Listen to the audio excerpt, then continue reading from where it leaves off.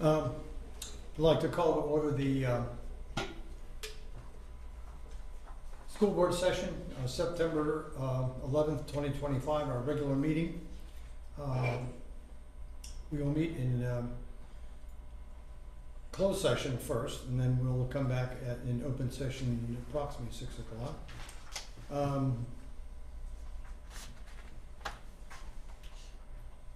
At the moment, we have 5 of our 6 members here. We'll start without Tom Street, who's not here, and he is expected within approximately 3 minutes. And when he comes, we'll make an announcement to you, Cheryl, so we can give you the time at which he arrives, so we can try to stay on target and on schedule tonight.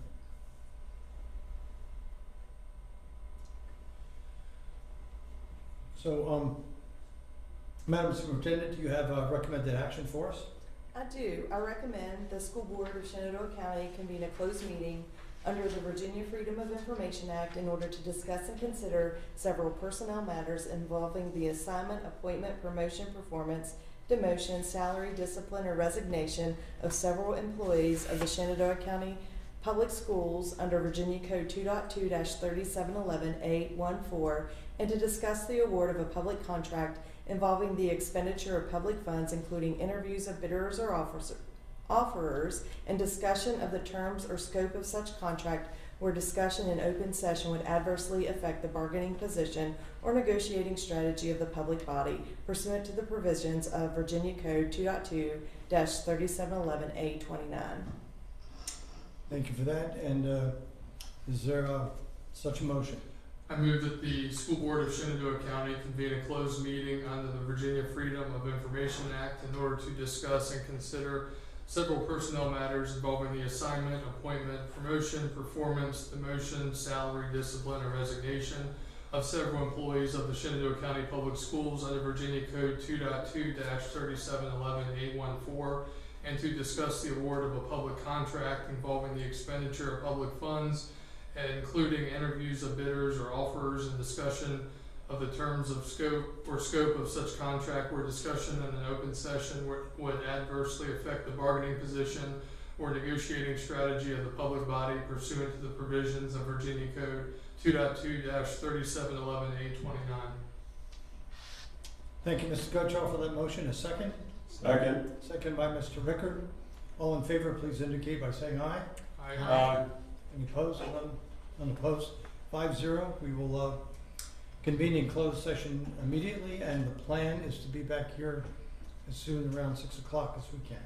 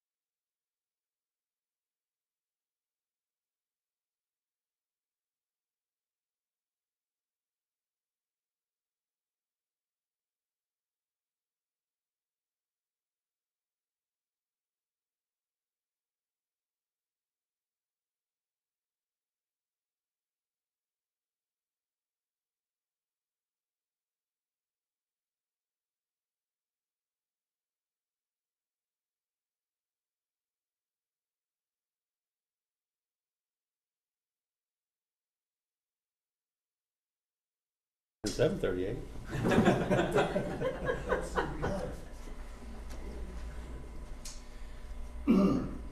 So we would like to reconvene in open session. Tried to get back here at 6, this is the best we could do, so. First thing I'd like to do is read the closed meeting certification, so bear with me. Sorry? So do I have a motion to reconvene in open session? Move to reconvene in open session. Thank you, Mr. Gottrell. Second? Second by Mr. Rickard. All those approve the motion to reconvene in open session, please say aye. Aye. Any opposed? None? So now I will read the closed meeting certification. The Shenandoah County School Board hereby certifies by roll call vote that, to the best of each member's knowledge, only public business matters lawfully exempted from open meeting requirements by Virginia law were discussed in the closed meeting, to which the certification resolution applies, and only such public business matters as are identified in the motion convening the closed meeting were heard, discussed, or considered by the Shenandoah County School Board. Each member responds I so certify when called. Cheryl? Mr. Street, I so certify. Ms. Carlenia, I so certify. Mr. Gutschall, I so certify. Mr. Vance, I so certify. Mr. Rickard, I so certify. and Mr. Barlow. I so certify. Do I have a motion to convene the agenda as it has been presented to us? Oh, I'm sorry. We better have the invocation and pledge first. Mrs. Carlenio is going to lead us through the invocation and the pledge. Thank you. Thank you, Chairman. I want to call, I'm going to be calling Mr. Billy Mullins from Fort Valley to do the invocation. But before we do that, I would like to ask for a moment of silence from everyone. We have, of course, remembrance of September 11th, 24 years since that date, and also the awful events that happened yesterday with the assassination of Mr. Charlie Kirk. So if you would please bow your heads and give a moment of silence.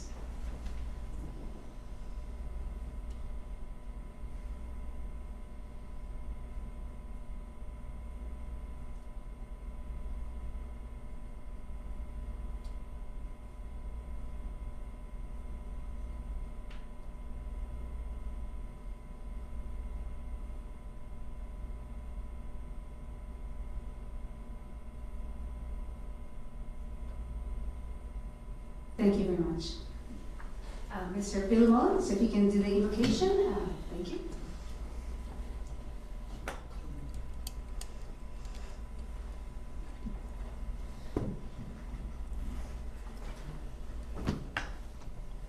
Everybody, please bow your head, please. Our Heavenly Father, we thank you for this beautiful weather that we're having here today. In light of the things that have happened here recently and what happened 24 years ago, Lord, you remain faithful. Lord, we thank you for the school board, for all its members here, Lord, and it's the whole school assembly, the superintendents, the principals in the schools, and the janitors, just all of them, Lord. We pray your blessing upon them. Lord, we just pray for this meeting tonight, Lord, that it would be done with wisdom. And we thank you, Lord, that your word says that you give us liberally wisdom if we would just ask for it. That we would conduct all of our affairs in a civil manner. Lord, we thank you for that. And I just ask you to bless each person that's here tonight in attendance, that we would listen to one another and just go out of here in a unity and support of this community. We ask this all in Jesus' name. Amen. Amen. Amen. Now please rise for the Pledge of Allegiance.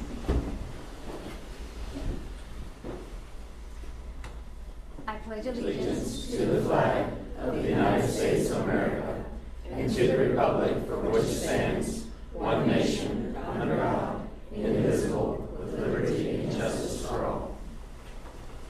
Thank you.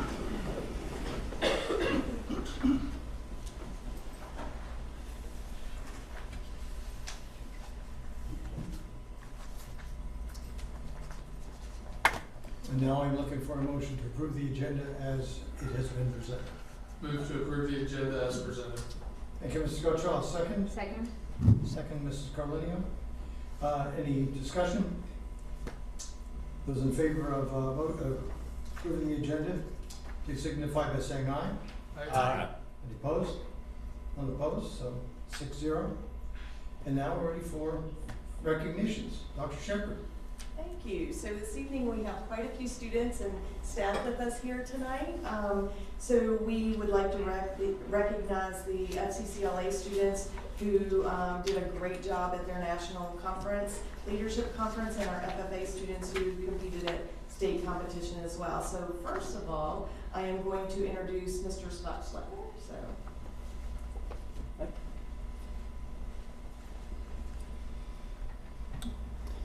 Mr. Chairman, members of the board, Dr. Shepherd, once again, it is a pleasure to be here and an opportunity to show what is going on at Signal Knob. So at this time, I'd like to invite up Dakota Stroud so he can be more specific about their accomplishments. Good evening, everybody. I'm Dakota Stroud, the agricultural education teacher and FFA advisor at Signal Knob Middle School. I have 3 young ladies with me this evening who are going to introduce themselves, and I'll speak briefly. Hi, my name is Willa Bostick, and I am the Vice President of Building Communities. I'm Olivia Hamrick, the Vice President of Growing Leaders. I'm Madison Roots, the Vice President of Strengthening Agriculture. Thank you, ladies. Unfortunately, our president, Calvin Davis, could not be here this evening. He's at a cross-country meet in Page County, so he sends his best. But at the 99th Virginia FFA State Convention this past June, our chapter was recognized for the 3rd consecutive year as the #1 junior FFA chapter in the Commonwealth of Virginia. I'd like to thank you all for your support of our FFA chapter and the opportunities we're able to provide our students and the activities that we were able to conduct to maintain that accomplishment. So, thank you.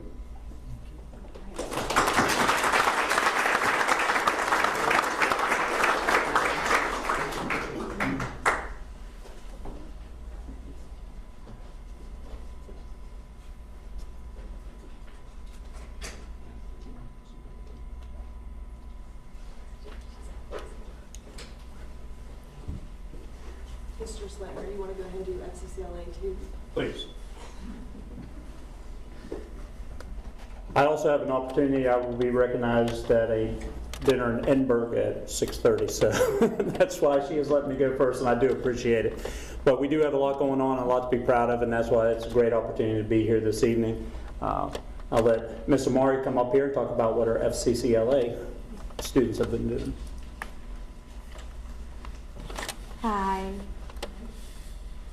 Good afternoon. Thank you so much for giving us a few minutes of your time to tell you about the success that our Signal Knob Middle School Family, Career, and Community Leaders of America chapter experienced at the National Leadership Conference held in Orlando, Florida this past July.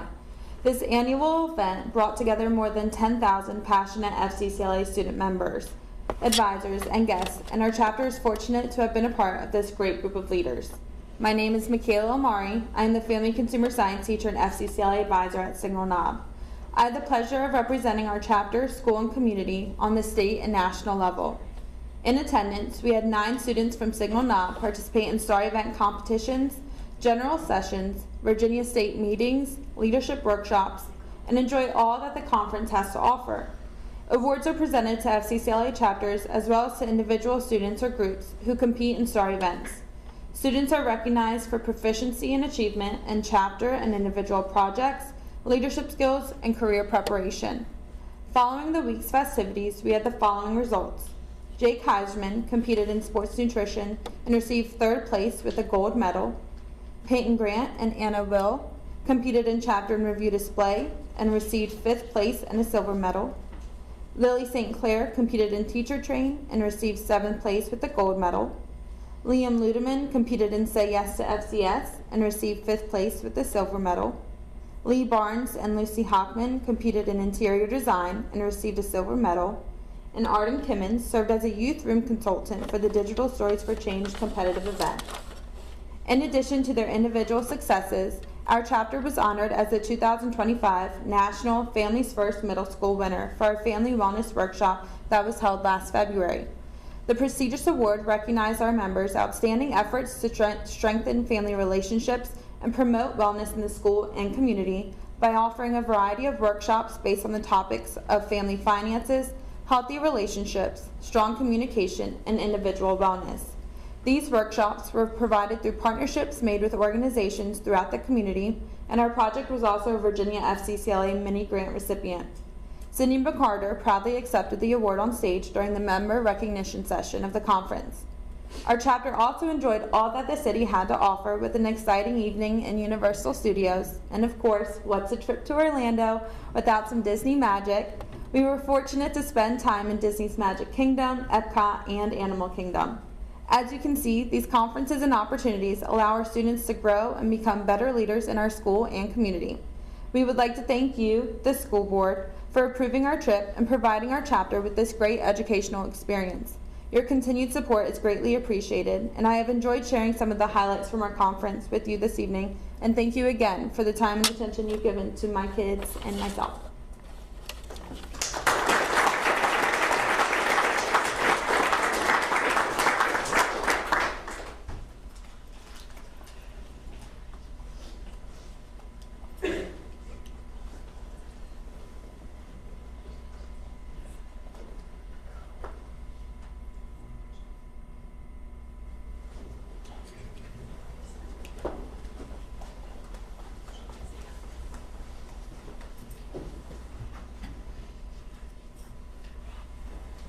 Mr. Lennox, Stonewall Jackson High School. Good evening, Board, Chairman Barlow, Dr. Shepard. I'm Mike Lennox, for those who do not know me. I'm the principal at Stonewall Jackson High School, and I have the pleasure of introducing Ms. Tarinda Showman, our FFA advisor, to recognize a couple of our students tonight. My name is Tarinda Showman. I'm one of the advisors at Stonewall Jackson High School. Mr. Dawson is the other advisor, and together we took 16 students to the State FFA Convention in June held at Virginia Tech campus. We had 5 different teams competing. While we were there, we had 3 of those groups that were recognized on stage. Zach Street placed first for the northern area in the tractor operating competition. We had Riley Ollinger and Darren Kibler, who placed first in the tractor troubleshooting, which was actually at the state fair, which was before the convention but recognized on stage at the convention. And Jeremiah Malpica placed first at the convention in a junior prepared public speaking event. In that event, he prepared a speech on his own, 6 to 8 minutes, on a topic of his choice in agriculture. He then presented that speech that was on brook trout to a panel of judges. They asked questions, and then he answered those questions, and he placed first in a contest. And with the junior competition, our competition ends at the state convention, and we are hopefully preparing for a competition the senior prepared next year, hopefully make it as far in that too.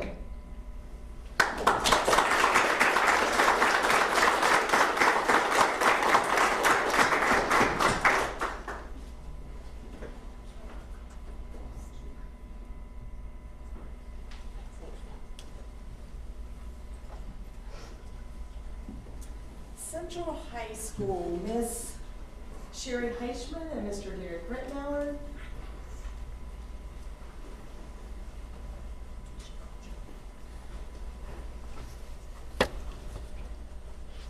Good evening. Thank you very much for allowing us the time to recognize our students.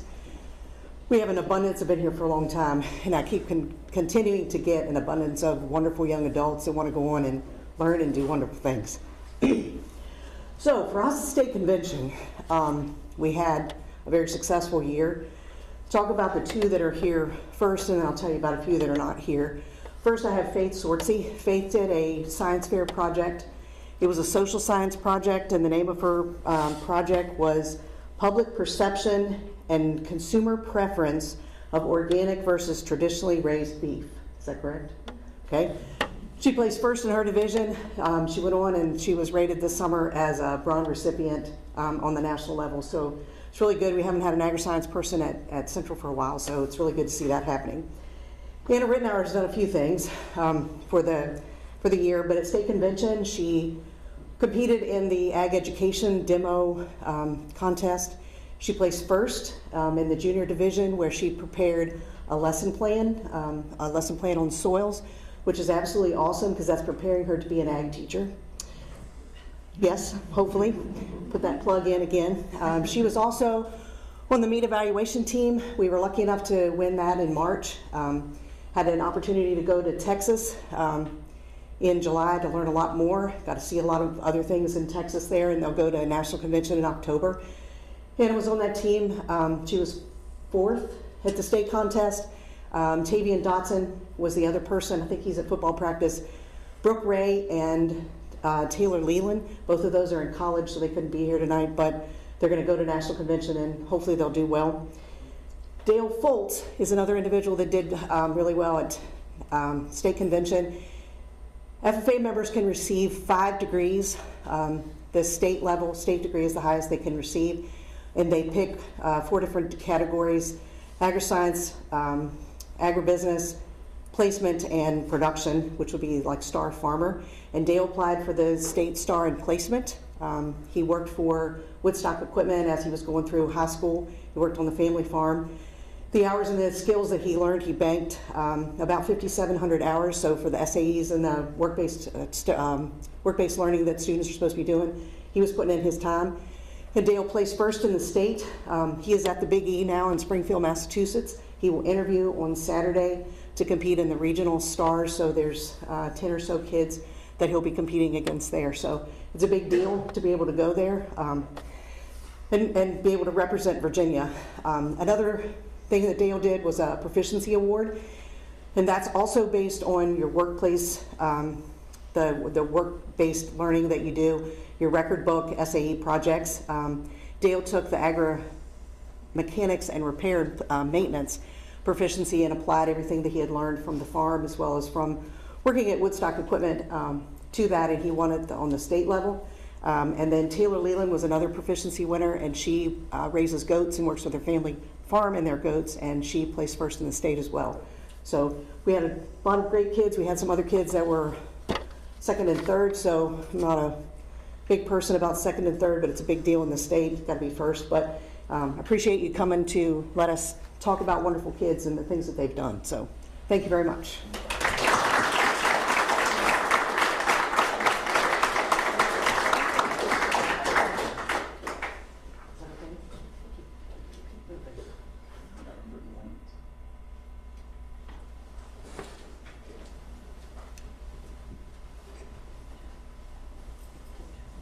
Miss Melissa Foltz, Strasburg High School.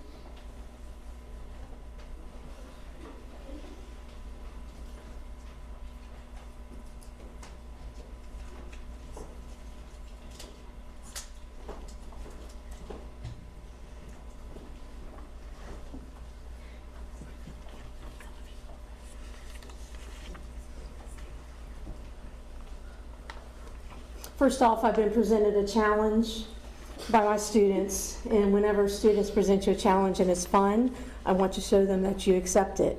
So this, standing with me, is a chapter that goes with the mantra that they live, laugh, and love. So remember that. I accepted. Now I embarrassed you all. Dr. Shepard, Chairman Barlow, members of the board, it is always an exciting time for me to stand before you to recognize hard work and the accomplishments of students and teachers at Strasburg High School. This evening is no different. I'm honored to introduce Strasburg High School FFA advisor, Ms. Abby Kopp, who will share the accolades of our FFA students and what they accomplished at the state convention in June. Ms. Kopp? Good evening, Dr. Shepard, Mr. Chairman, and members of the board. It is my honor to recognize our state-winning marketing plan team from Strasburg High School, Sophia Teft, Chloe Welch, and Catherine Gimple. The Marketing Plan Career Development event challenges students to create and present a written and live marketing plan for an agricultural product, supply, or service. This competition emphasizes solving real-world business challenges requiring in-depth research, clear analysis, and strong strategic recommendations. This team will represent Virginia in the Marketing Plan CDE at National FFA Convention this October. I would also like to recognize our members' achievements in the National Chapter Award Program. The National Chapter Award recognizes chapters with an outstanding program of activities. Our chapter was recognized at state convention as both the Northern Area winner and the state winner in the Building Communities Division. Our FFA members participate in various community service activities throughout the school year. Some of these activities include volunteering at Compassion Cupboard, our local food pantry, preparing and serving meals during the community meals program at Strasburg United Methodist Church, and shopping and wrapping for gifts during the Ruritan's Empty Stocking Fund program. I want to thank you, and especially our administration at Strasburg High School, for your ongoing support of our agricultural programs. That support allows us to mentor outstanding students and celebrate their success as they prepare for bright futures in agriculture and beyond. Please join me in congratulating these talented students on this outstanding accomplishment.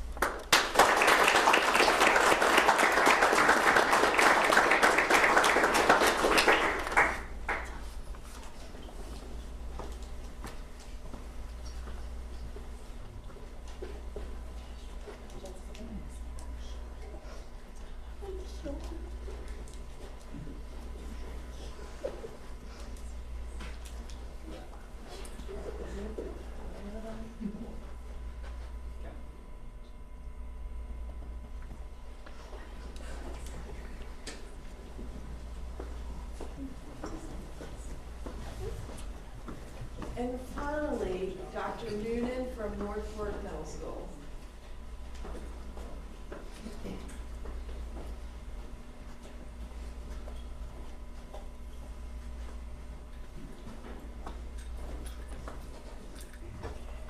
Good evening, Chairman Barlow, members of the board, and Dr. Shepard.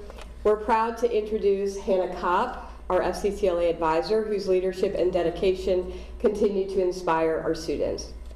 Last year, as a first-year teacher, she revived and expanded our FCCLA chapter, transforming it from a nearly non-existent organization into a thriving and engaged student community.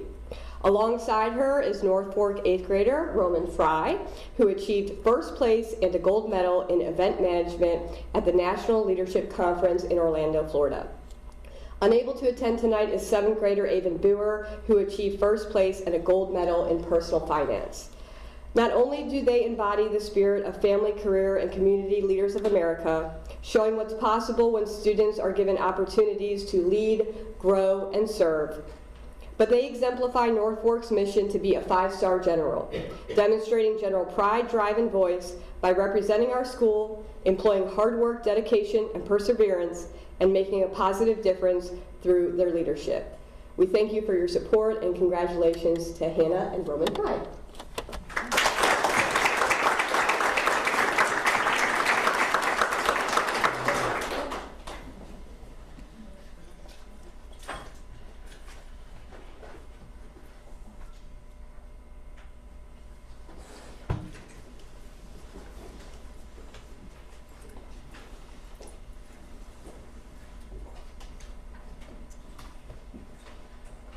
That is all of the recognitions, but while we still have some of a captive audience, I want to thank our principals and our advisors and our students and the parents who support our students who are in FCCLA and FFA. They do an amazing job. Thank you.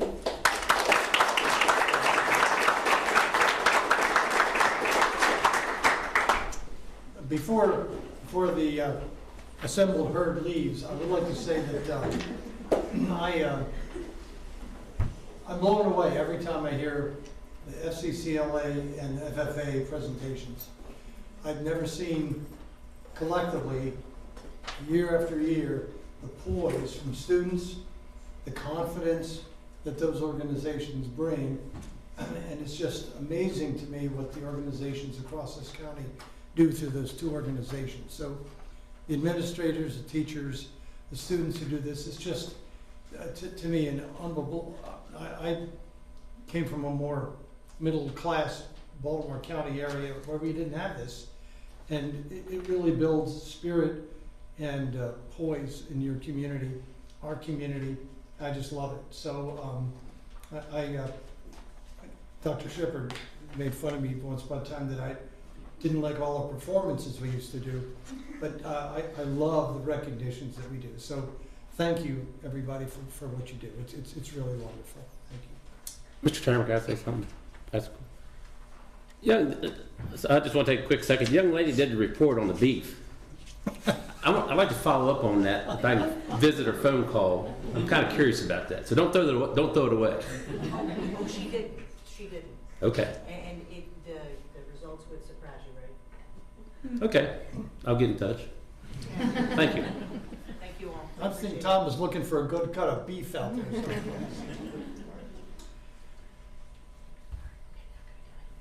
All right, it is time for. Good night. Assemble Hercules.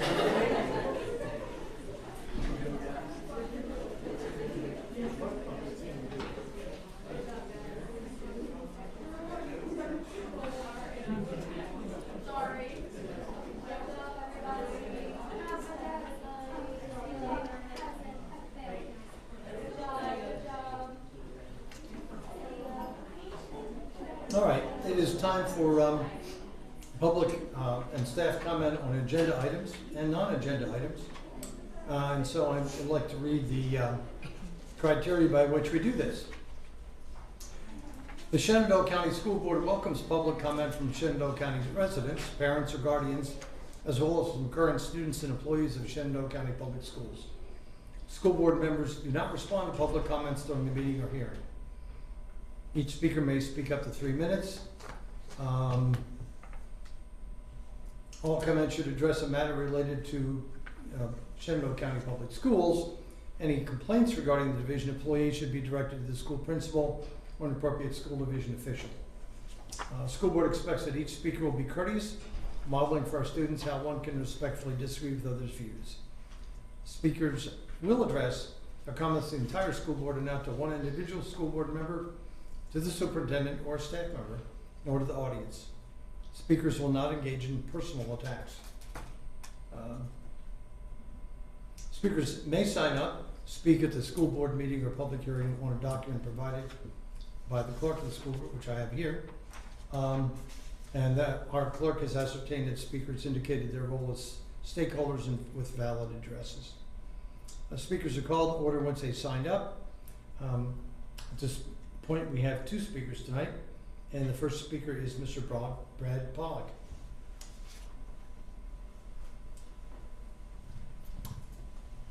Good evening, Colonel, Mr. Chairman, members of the school board. My name is Brad Pollock. As some of you are aware, I had prepared comments suggesting that if this board is ordered to change the name of Stonewall Jackson High School, as Judge Mike Urbanski ordered on Tuesday, that it be changed to Donald J. Trump High School. The irony in an Obama judge causing a school to be named after Donald Trump was almost irresistible. But I am resisting. Instead, I read every word of Judge Urbanski's 71-page opinion, and it is now clear that we can keep the name Stonewall Jackson. This board simply needs to adopt a better reason for doing so. Some thought it was good enough reason that 5 of the 6 school board members who changed the name were clearly not listening to nor representing the will of the majority of the Shenandoah County citizens. But that is not a good enough reason for Judge Urbanski. Some thought that the noble cause of Stonewall fought for, as so many of the ancestors of Shenandoah County citizens did, was good enough reason to restore the name. Judge Urbanski does not agree. This board can and must come up with a single good pedagogical or educational reason why the school should be named Stonewall Jackson. And that single reason is that Stonewall Jackson was the black man's friend. An entire book was written on this very subject. And I wish I had my copy, but I gave my only copy to Winsome Sears a few years ago. I ordered a few more this morning. That is what this board needs to educate its students and the citizens of this county, and contrary to the caricature that has been made of Stonewall, the most honorable and Christian man in our nation's history. In sum, this board is not forced to submit to the caricature or the common belief in what Stonewall stands for. This school board is here to educate and to enlighten, and that is what it needs to do. It could assign the reading of this book to every incoming student, and then they can in turn educate their families and even the teams they compete against. What an honorable man Stonewall was. Wearing Stonewall Jackson on your chest should make every student proud, regardless of their color, of every color, that proud, just as the Black Church in Roanoke installed a stained glass window in his honor. Stonewall was born into a family with a couple of slaves as family members. He never bought one. Every Sunday afternoon, he illegally assembled scores of them at his church, taught them to read, and taught them the Bible. He was threatened with imprisonment for doing so. His standing up for slaves is why he has always been revered in the black community in Lexington. As soon as possible, this board needs to clarify for Judge Urbanski and everyone else that Stonewall stands for loving the oppressed, even when it is a crime to do so. Once this board does that, Judge Urbanski cannot remove the name of Stonewall Jackson from our beloved high school. Thank you. Mr. Pollock. Next speaker is Ann Weinking.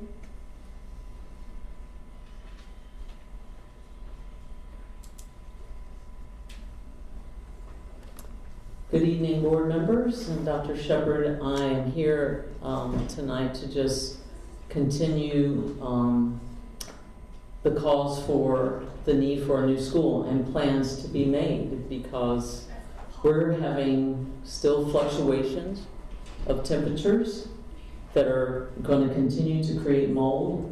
All of the, not all of it, but a portion of the repairs that were done to the attached gym last December into early January, that mold returned over the summer. And now instead of having a plastic tote that had mold and stuff in it that had been there for 20 years, now we have a nice shiny pan to collect the moisture that is collecting above that pipe or on that pipe. I think it would be great to have an update on the trailers. We don't know the status of that. There were just 4 sticks in the ground when we got there at the beginning of the year with tape around it. That's been removed and grass has been mowed, but there doesn't seem to be any slabs or plans of a structure being brought in to be even sat on the property. So the staff is a little discouraged in seeing that. I would like to say that I did meet the head of the new gentleman who's part of the maintenance. He seems to be very willing and responsive to the needs that we've had so far. I told him he's really stepped into something here, but I do appreciate everything he has put forth in the effort and the care that he seems to genuinely have. I think that's it. But we're not going to get anywhere. That mold, we got to get this taken care of, because it's just going to keep coming back. Thank you. Thank you, Ms. Weinking.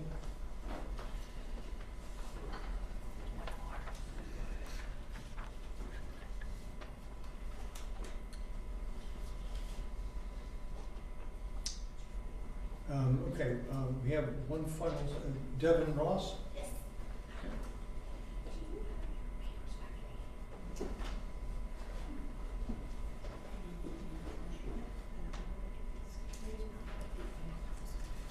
Okay, hello guys. Nice to meet you finally. Devin Ross here, District 2. I'm here because of my concerns regarding the weekly religious education program, specifically regarding Southern Campus. Kathy Reiner, the wife of Larry Reiner, a convicted child molester whose name is not on the sex offender registry due to the time of his offenses in Megan's Law, is running the religious education program on Southern Campus. I am shocked that no checks and balances, or in my opinion, a thorough investigation of who our most vulnerable elementary school children will have access to and be in a custodial role of off school grounds. Even though Kathy Reiner has a squeaky clean record, it is very well known in the small town of Mount Jackson, the riffraff of Tier 3 convicted child sex offenders who attend Brighter Days Bible Church that her and her husband Larry operate. Sorry, we're running a little late. along with their backyard music venue, who lure needy families and elderly in every weekend. My concern is Kathy Reiner having access to children with the opportunity to lure them to their church or venue, putting them in harm's way with literally feeding them to the wolves, as these convicted sex offenders are safe on church grounds. The town of Mount Jackson has made huge steps banning Larry and Kathy from playing music in public town parks or being advertised in any town syndicates. All photos of the Reiners have been removed from town sites and paper leaflets with their images have been destroyed.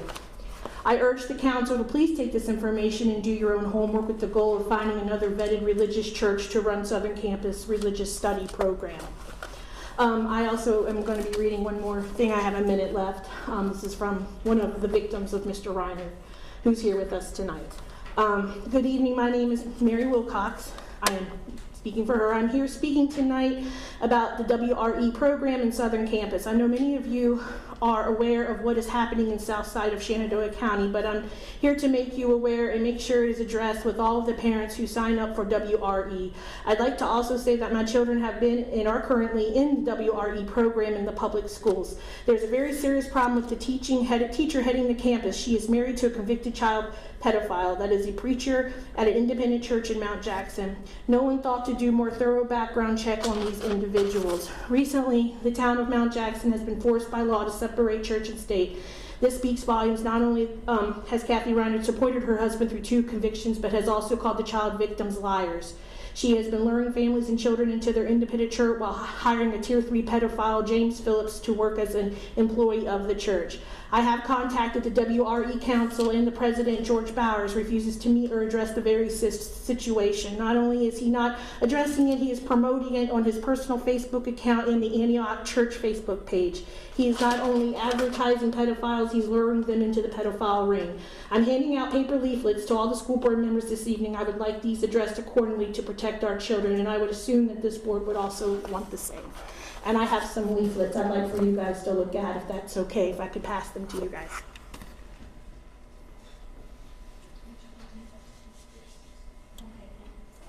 It's a little bit of paperwork, but I think what you'll find here is not enough proof to perhaps sway you into listening to what we have to say tonight. These are all articles that you cannot find online. Some of them come from papers that no longer, they're not online. So basically, these are from some of the victims' families. And please take time. Oh my God, I just tore up your sign. It's okay. It's fine. And I only have this one, so maybe you guys can share. Thank you.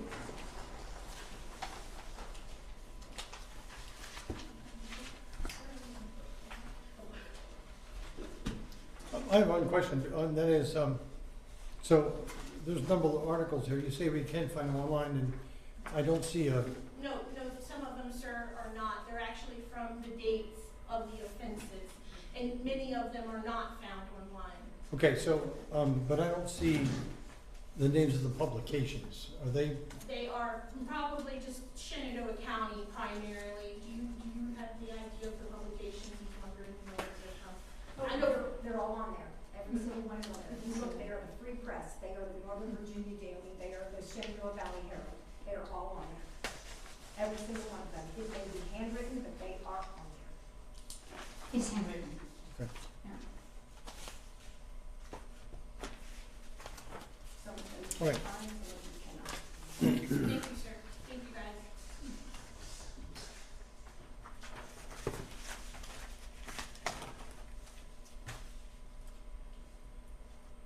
Moving on to the consent agenda. Mr. Chairman, Yeah. I wanted to know if I could have your permission to represent an individual that is not here tonight that wanted to make a statement at public comment. Am I allowed to do that? He just asked. As long as the board approves it. I'm sorry, is there someone here who wants to make a statement? No, that person is not here. They contacted me, wanted to know if I could make a statement representing them in public comment, that's all. I don't know if I can or not. I did it once before. Or Is this somebody from the district? yeah, from my district. Yeah. Or did I just put it in board comments? No, I think it's, I think it's germane. Is there anybody on the board that opposes Mr. Street speaking for one of his constituents who has requested that you speak for them? Is that, Yes. is there any objection? Okay, since there are no objections, the board gives consensus for you to do so. Okay, thank you. I just wanted to pass on, as you can see, Mr. Steve Heichman from District 2 is not here, which is rare. He just wanted me to pass on in public comments that he was a big praise to the county WRE program for starting off, and supposedly over 200 students, so he just wanted me to pass on public comments of his praise for that program starting out this year. That's it. Okay. And so that was spoken for Mr. Steve Heichman. Yes. By Mr. Street. Thank you, Mr. Street. Appreciate that. Do I have a motion to approve the consent items? They are the minutes of the August 14th school board, the approval of paid bills, donations, and the religious exemption concepts. So to have a motion to approve those consent agenda items. I move to approve the consent agenda items. Thank you, Mr. Rickard. Second? Second. Second by Ms. Carlinio. All those in favor, please say aye. Aye. Any opposed? Unopposed? So the consent agenda is approved. And now we're moving into the instructional agenda. And going to get a briefing on current SOL performance.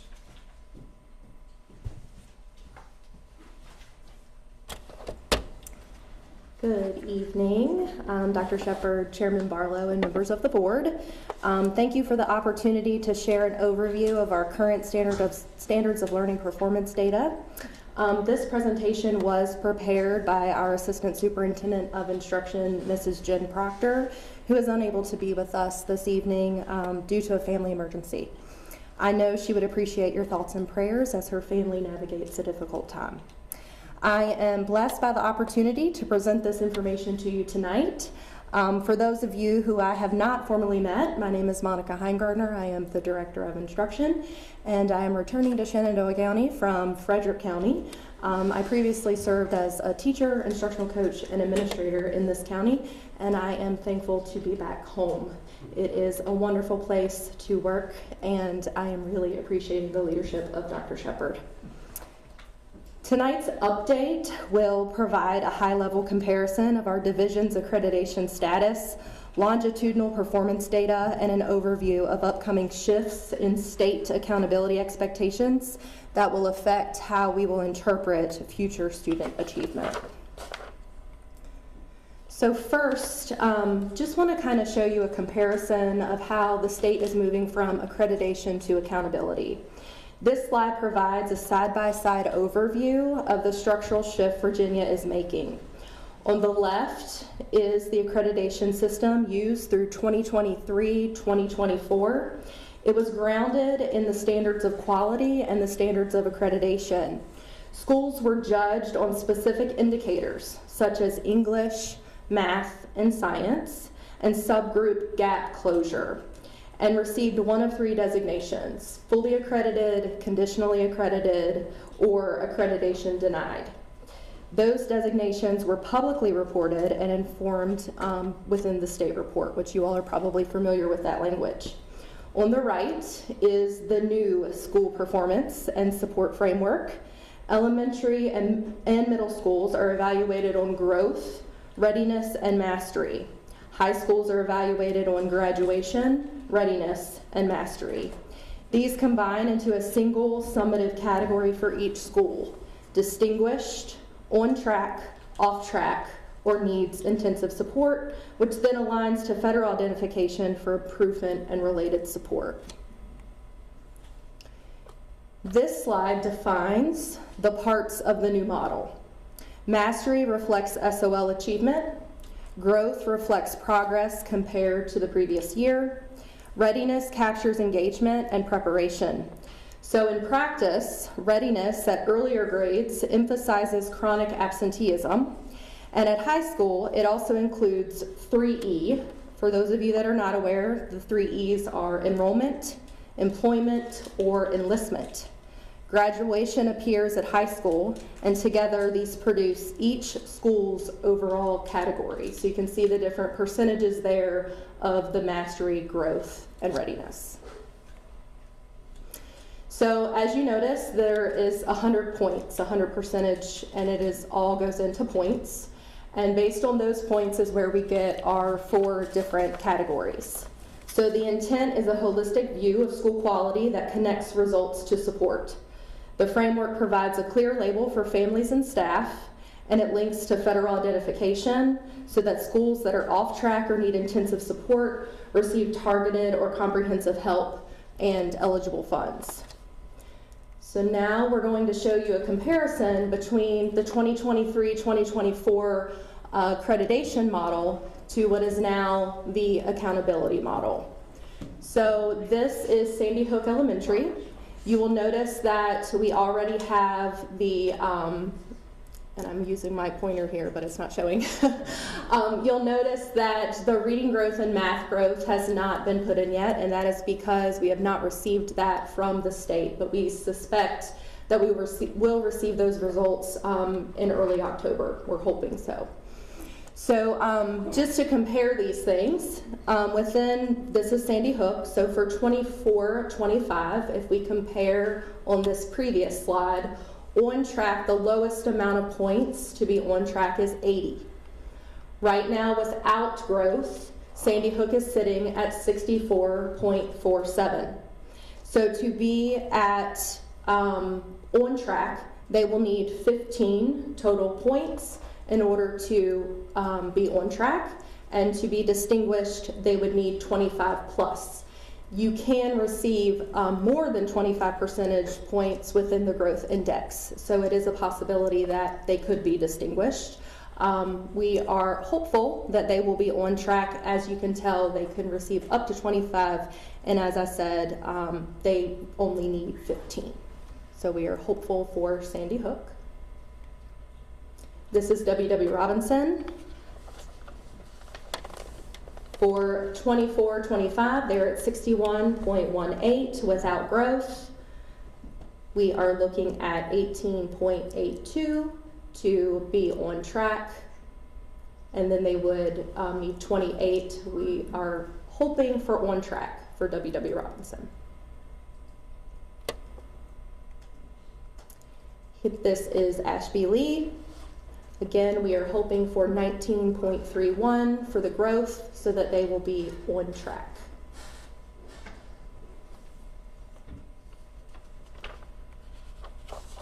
And this is our longitudinal data over the last 3 years. What you will notice is that it is pretty stagnant in most areas. Something to keep in mind, though, is that the standards have changed over the last couple of years. So while we're seeing that they're stagnant, the rigor has increased. So while, yes, there's definitely some work that we need to do, the standards have changed, and as a result, the test has changed.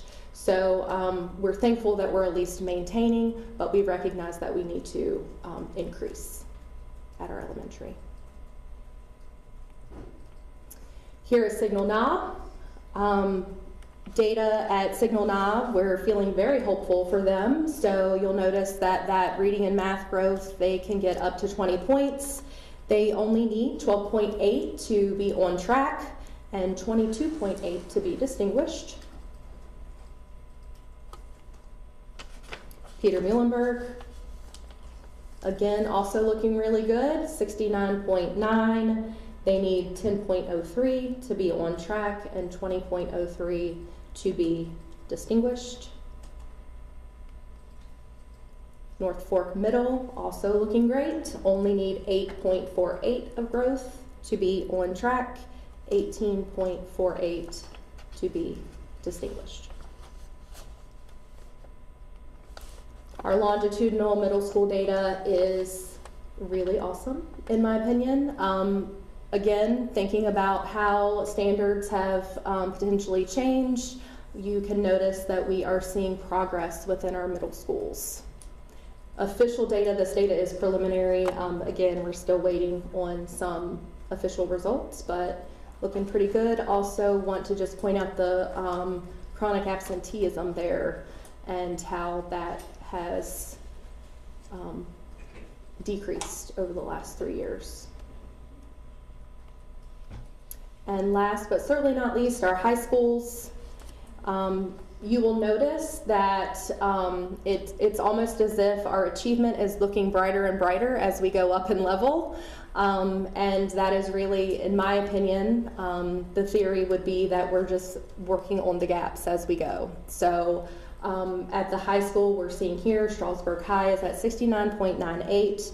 They only need 10.02 of that 3E readiness to reach. And again, that growth changes at the high school level. The 3E is enrollment, enlistment, and employment. Central High, same thing, 12.94 to be on track, and they can 22.94 to be distinguished. And Stonewall Jackson, 13.51 to be on track and 23.51 to be distinguished.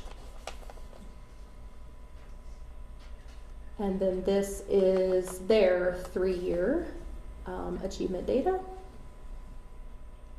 Again, we are seeing some areas for growth for sure, but for the most part, really proud of our high schools and the progress that they're making.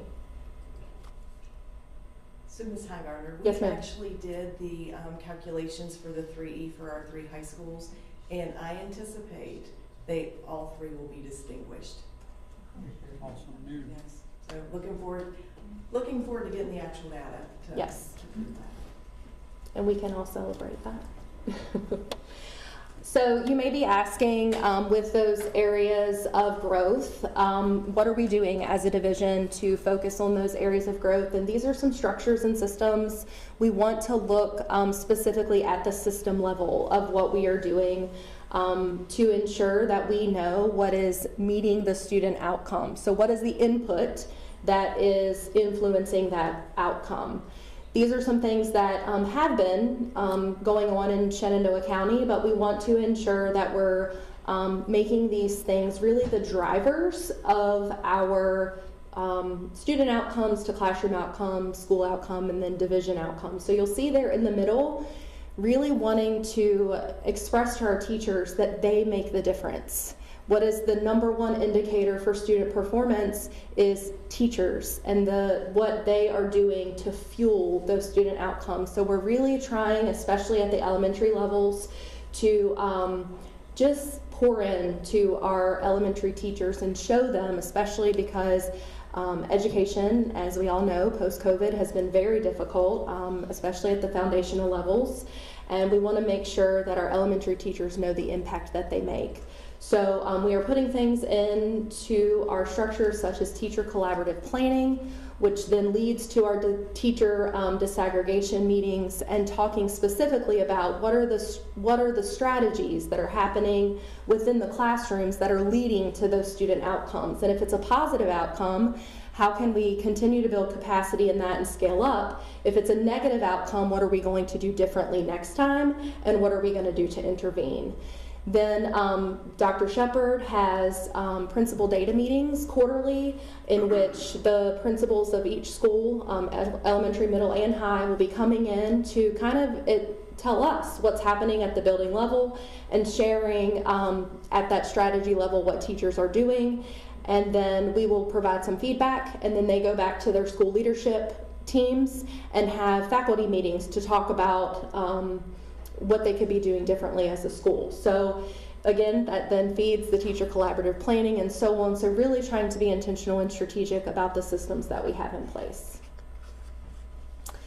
This is just to show you the cadence for the school data. So these are the dates in which we've provided meeting windows for our administrators, so that for the teacher disaggregation, they are to meet quarterly to go over their benchmarks And that is where content levels as well as grade levels will meet together to talk about student outcomes and again, that teacher impact. What if a teacher has an 80% pass rate, what did that teacher do differently than maybe a teacher that has a 60% pass rate?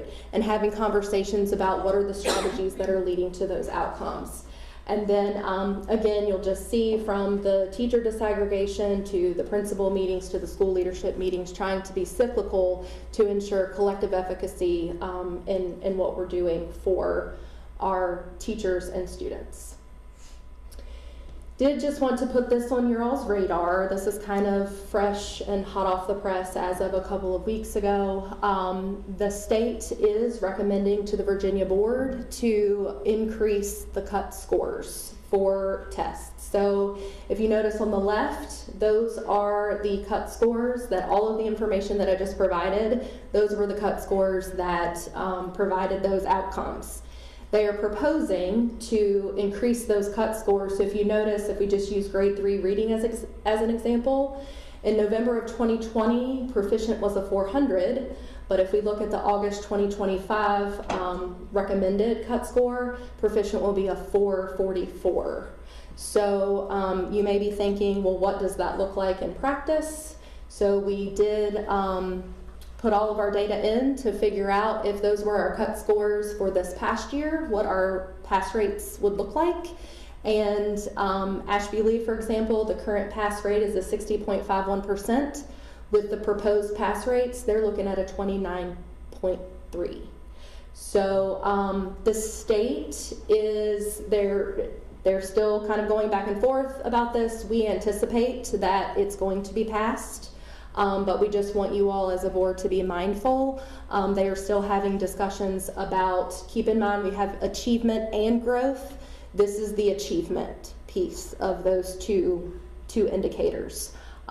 So working on that, and we will prepare our administrators and our staff as best as we can, and we will support them where they are. But again, just wanted you all to be aware of what this might look like in the impact of the new cut scores.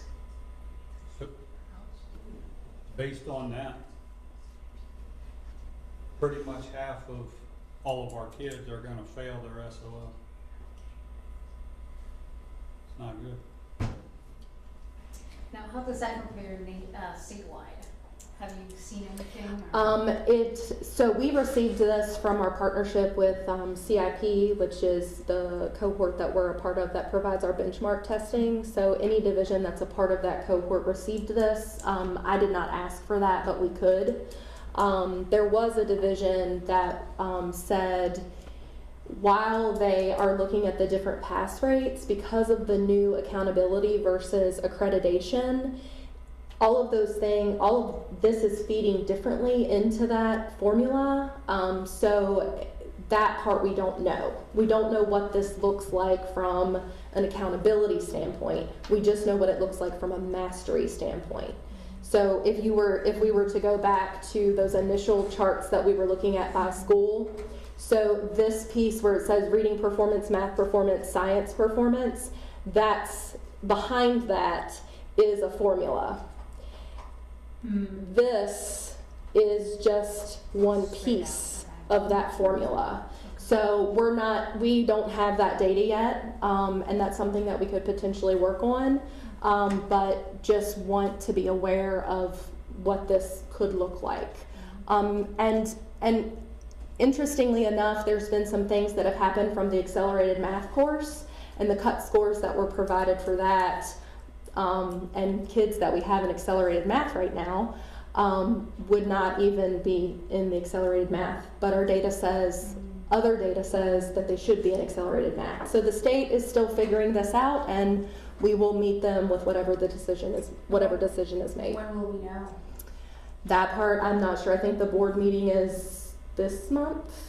So it is in September. We expect that the Virginia Board of Education will approve it in October. Mm-hmm. Their first meeting to hear it was just recently, so 2 weeks ago. Mm-hmm. So my understanding, though, is that the fall SOL test scores will be on the old pass rates, but the spring pass rates will be the new cut scores. That's correct. And while, go back at least one slide, if not two, right there. While it says fail basic is 409 and proficient is 444, they're thinking about adjusting it so that it's still a 334 and a 400 and a 500, but it'll be the number of questions you pass or you get right will determine where you're at. So they're going to increase the number of questions you have to pass in order to pass the SOL. Correct. So for example, in grade 3 reading, if I'm not mistaken, the percentage that's behind that proficient 400, I think is a 58.2%. So what they're talking about is proficient will still be a 400, but you may need to get a 70% to pass. So more to come. It's Yes. really, we are just learning about it now. So we will, as we get the information, we will share it with you. But we wanted you to be aware because you'll hear. Last year we talked about the increased rigor in English and math, and this year it is still increased rigor because the kids have to do better, or students have to do better in order to get a pass. So did you have a question? Yeah, based on them using the old scores in the fall and the new scores in the spring, does that not put a lot of unneeded stress on the teachers? Because I feel like they're being judged on the spring, yet they're being, if we're going to change it, let's change it for the whole year and go in prepared is kind of my feeling. And I agree with that feeling as well. And with us comparing this year's scores to next year's scores, it's going to be apples and oranges. So we're, it's going to be different information because of the new cut score. So it'll be interesting to see how it all rolls out. But right now, the information that we're getting is that the fall will be the old cut scores and the spring will be the new cut scores. While it won't really impact our graduating seniors this year, unless they have an SOL that they have to pass, it will impact our 11th grade students who have so many verified credits that they have to pass. And taking that pass rate from 60% down to 30%, that's significant.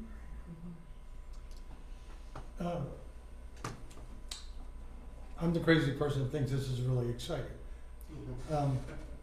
The concept of having a single data point, which was SOLs in the past, led to teaching the test and getting past that, and that's kind of all. What I love about this is that it develops the concept of a whole student all the way through, not just getting a test score in a certain subject and not others. It's comprehensive at looking at the school as well as the individuals. It's built on the concept of raising expectations, because our performance is not going to get better until we raise expectations. But as has been pointed out, you can't just keep jacking those up and then all of a sudden you compare it to last time, it looks like you're failing. But it's a struggle. And we expect it to be a struggle because you have to struggle to get improvement and make yourself stronger. To me, it's a lot like coaching in athletics. It's more is expected of you, the better you get. So I really like the comprehensive nature of this. I like the VDOE approach. But I think both Mike and the superintendent make a good point that there has to be, I hope there is, dialogue with VDOE about a realistic next step. It keeps us driving forward, but not causing us to, run the tires off the car. We're going so fast. So it's a balance that I hope VDOE is working with us, and that we don't just go back and just say make it weak. That we accept the challenge, but want it to be realistic. Absolutely. And so we'll see performance in academic raise, which is what I really want to see. And we'll do it in a comprehensive way. So I'm kind of excited. The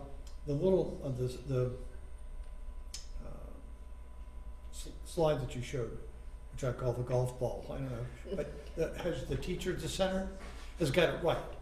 The core of the golf ball, when you hit it, okay, the core is the teacher. That's right. A lot of other things can, you know, but if you can give a student an exciting, good, great teacher, things will happen. Good things will happen.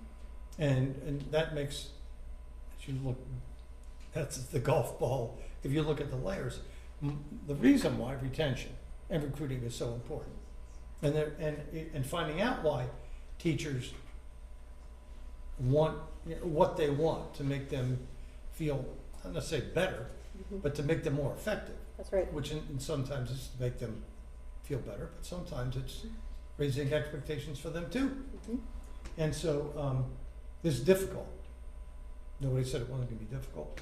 I remember last year we were saying, is this too much for the teachers to take on at once? And I know you're new here, but you're not new.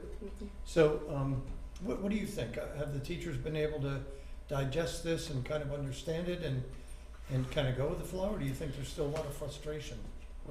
So as far as the cut scores are concerned, this is new information. So to my knowledge, the teachers may be aware, but we have not discussed this with the teachers yet because we don't want to cause any alarm until it's passed.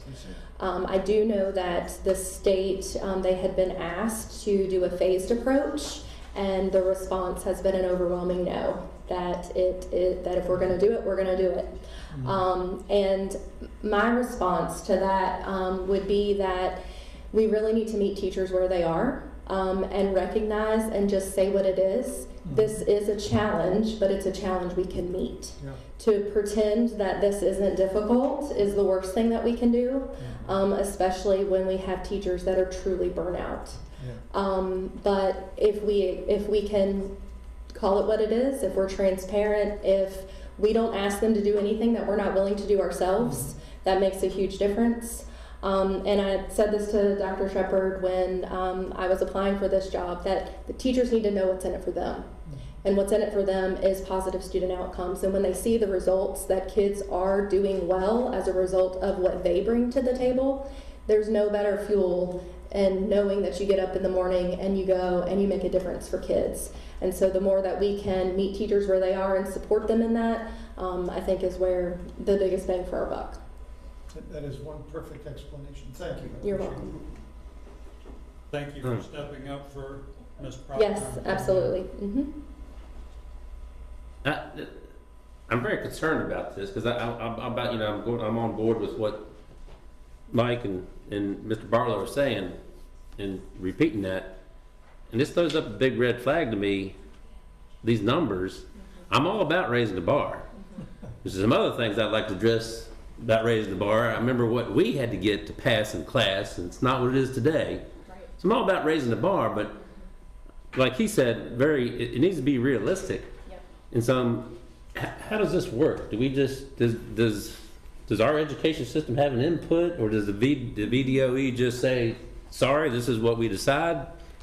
So it's how we're graded as a division is how we do on our accountability or accreditation. So no, we don't have a choice. It's what the Virginia Department of Education and the Virginia Board of Education approves for our accountability. So they don't want any input from the ground level? The last meeting that I attended regarding this, they were seeking feedback. I'm not sure what that process looks like. However, I can look into that and let you know. Because if that's the case, I'm kind of not impressed with the VDOE. If it's, these are the new numbers, sorry about your luck, tough. Well, that's easy for them to say in Richmond with anything. So that does alarm me.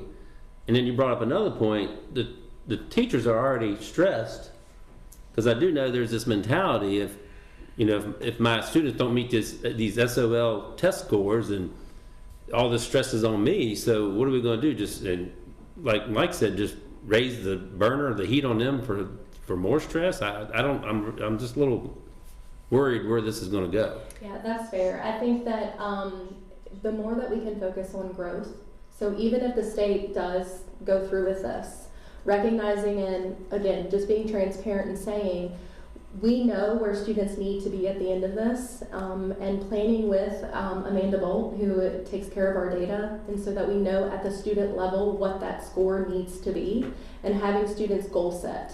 So and being okay with the fact of you might not make it this year, but maybe you'll make it next. And so really thinking about the goals, how we set goals for kids, looking at it from an achievement standpoint, but also a growth standpoint. If you were to ask me to do something right now that I'm not good at, sports for example, I may not be able to go and do a free throw, but maybe not within 6 months, but I might be able to do it within a year. So meeting our teachers and just saying, we recognize that this may not be attainable, and allowing them the flexibility and freedom that there are some things we don't have control over. But if we focus on growth, if we focus on goal setting, and we focus on not yet, but that doesn't mean never, because that's the switch that we need to make with our teachers. But I agree with you, it would be nice to know what that feedback loop looks like, so I can look into that for you. I think one of the things that we can't forget is over the last 5 years, the rigor actually was decreased in the state of Virginia and the Commonwealth. I think it was 2020. It was, yeah. So when I taught 3rd grade, it was a 62.5% to pass, and at 2020 they dropped it down to 58.2. So the rigor did decrease. So we use my hands for illustration, but Common Core is here and Virginia is here. So with Virginia's rigor, the reality is it needs to increase so that we could be in line with the Common Core. And many states do Common Core, so the rigor does need to increase. It would be nice though to have a little bit of a transition period so we're not burning our teachers out. And so, because frankly, they do a fantastic job. And we all know, you'll hear me say this during budget season, our teachers have the #1 impact on student learning. So, but we need to bring our rigor up. I guess the question, and maybe this is what Thomas was trying to refer to is, because I agree, we do need to up the rigor. I think our students are just, they're not prepared, a lot of them, when they go to college. So I do agree with that 100%. I guess is whether we're going to be given any tools or any additional funding, because my guess is a lot of these kids are going to need maybe mentorship. I mean, I do know some of the divisions already have that infrastructure that they can actually provide that, but we don't necessarily do that. So I don't know, I mean, do we get any additional funding, or do we get any other tools from the state to achieve those goals, or just? I think that's yet to be determined. Okay. I don't think funding will come with it, but maybe some additional support. And that's what I was wondering. That's a guess. At least that. Yeah, that's a guess. That'd be good. I just wanted to clarify for Tom too, SBMA did a great job of emailing us. The state was having Zoom meetings and everything else, seeking input from school board members, teachers. I did not get a chance to partake in that, but I wanted to let you know if you get a chance, watch your email, because SBMA does alert us to those meetings. I was going to say this in school board member comments, but it's germane right now, so I'm going to say it. So the SBMA is planning right now for its December conference, and they're building, Sherry Norton, the executive director, is building a conference. And last year she was very successful in getting, we had the 4 top members of the educational team from Richmond come and address us, and we had a small enough group. And Amy Guidera and the others were taking that information, and Governor Youngkin came, as a matter of fact, and they were eager for our input. This could be a very valuable exercise for us to attend and be prepared ahead of time for raising exactly the kind of questions we just raised here, and try to kind of meet them halfway, understand their philosophy, and more importantly, to understand, our guys are in the trenches and what they need to do. So I think you're onto something. We've got an organization that has linkage and communication with those guys, and they can make it happen with us. So if we can get some time to meet with them during that December conference, if we're not in court. Never mind, sorry. I drive right from the conference to the court. Okay. Anyway, any other questions? Really excellent presentation. I very much appreciate it. Thank you. Thank you all. Thank you.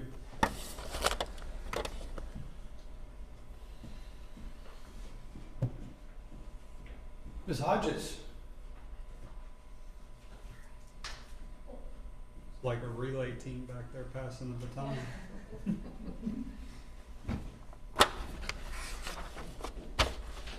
Good evening. Tonight I want to start my presentation with some great news. Our teacher retention rate for the 24-25 school year was 87%, and that means our turnover rate was 13%, which is down from 18% last year.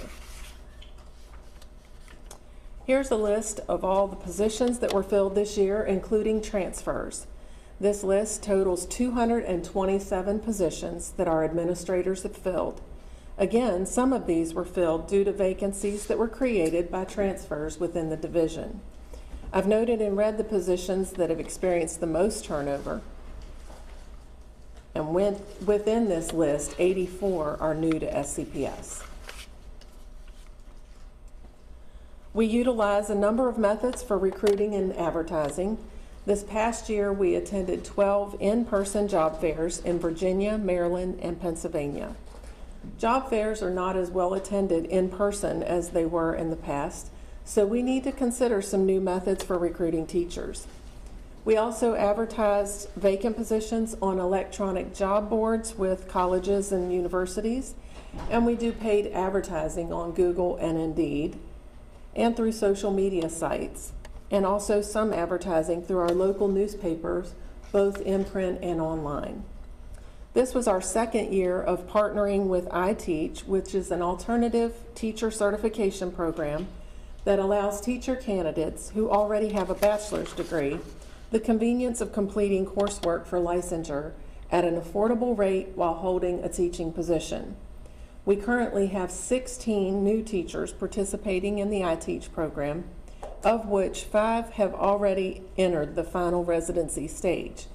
An additional 4 teachers from last year are finishing up their final residency stage. All of the participants in the final stage are expected to finish in June of 2026. As of today, we have 25 unfilled teacher and professional staff vacancies. Note that these are not all classroom positions. We're covering vacant positions with long-term substitutes and also with paraprofessionals who are covering in the teacher vacancy. We've backfilled those positions with long-term substitute paraprofessionals. Overall, we filled 124 of the 149 professional staff vacancies, and again, those include transfers. We currently have 10 unfilled positions of the 96 support staff vacancies. This is quite a bit more than last year. Keep in mind this number of vacancies has occurred since October, last October, so it's ongoing throughout the year. This chart shows the experience of teachers who left SCPS grouped by their years of experience. The purple bar to the right of each series represents the past year. Well over half of the teachers who left us were our more experienced teachers who had 11 or more years of experience. About 8% of the teachers who left have left education. That includes retirements, right? Yes, yes. This year, 50% of our new teachers have 0 to 3 years of experience. We will provide them with support through our mentoring program, which has been rebranded this year and is now called IMPACT, which stands for Instructional Mentoring Program for Advancing and Coaching Teachers. Our new teachers have each been assigned a mentor as well. Only 33% of the new teachers are our more experienced teachers with 11 or more years of experience, but will still need support to learn SCPS practices and procedures. And while we're talking about who's coming to SCPS, I'd like to add that 7% of our new teachers previously taught in SCPS and have returned to teach here. I've shown you the experience we lost and the experience of the new staff we hired. This slide shows the total experience of our teaching staff for the 25-26 school year. The orange and brown colors represent 11 or more years of teaching experience. For the current school year, less than half of our teaching staff have 11 or more years of teaching experience. We have 17 SCPS graduates returning as new teachers this year. These are color-coded by the campus where they graduated.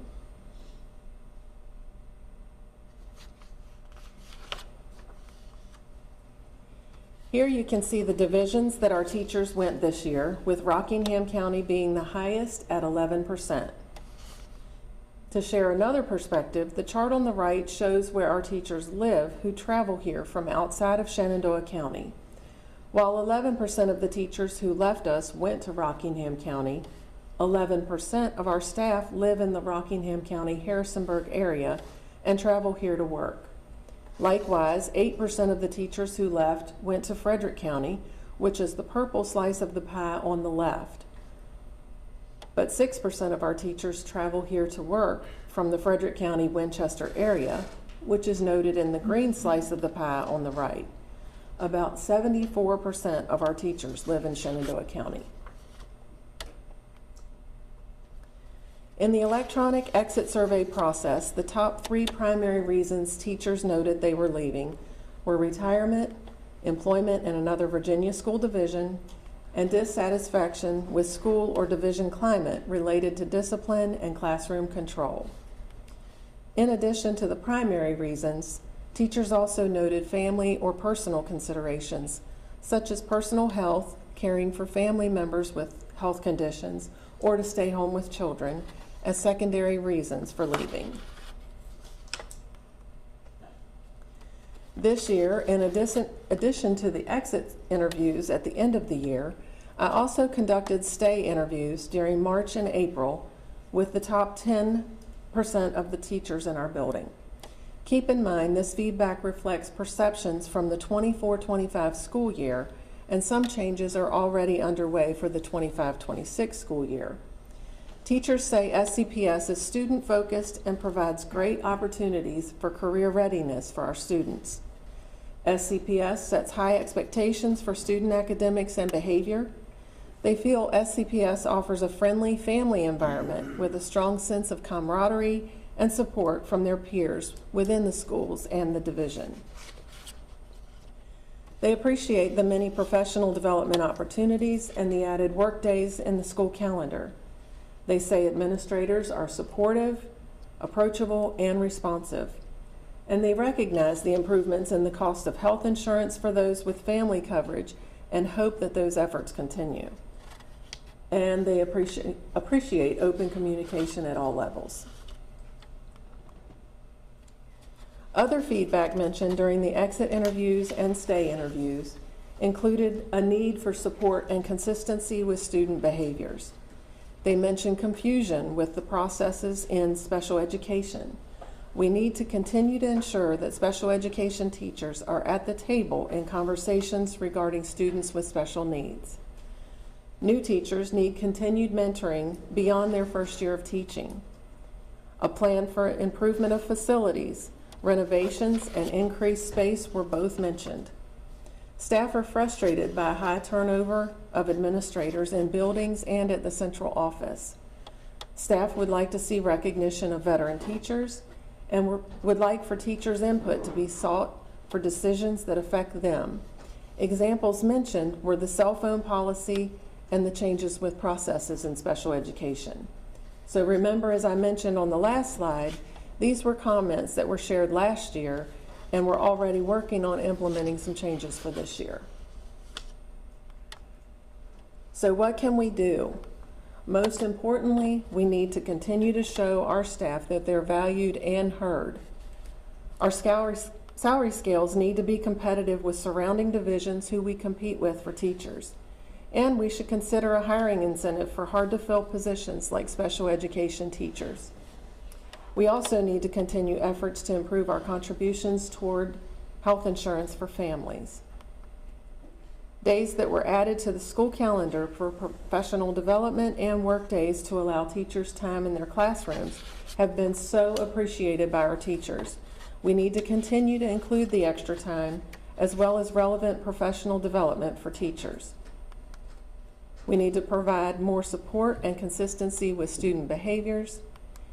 And because of the large number of teachers who are new to teaching or who have come into teaching through alternative routes, we should also consider including our new teachers in some version of a mentor program for up to 2 additional years beyond their first year of teaching for additional guidance, collaboration, and support. I'll be happy to answer any questions. I do have a question. So the reasons for leaving, I think one was retirement, which is understandable. The other one was the school climate and discipline, which is self-explanatory. But the second one was they were going to another division. Did we ask why they're going to a different division? Yes, the electronic survey is actually one that VDOE establishes what categories we put on that list because we have to report back to them. And so when I mentioned secondary reasons, a lot of them referred to wanting to be closer to home or feeling like the workload wasn't as heavy in a surrounding division. That it was easier? Now keep in mind, sometimes they come back. The grass is not always greener. So secondary reasons correlate to that second, to that going to another division? Sorry. Yes.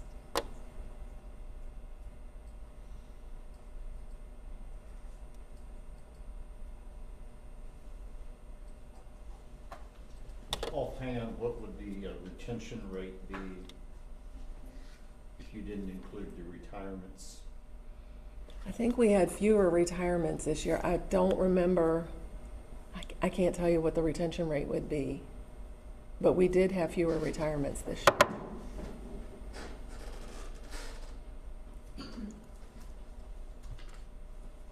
Any other questions?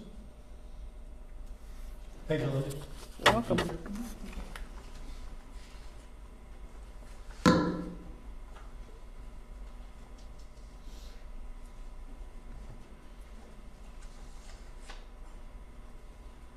Dr. Shepard, are we talking about the library school materials purchase list?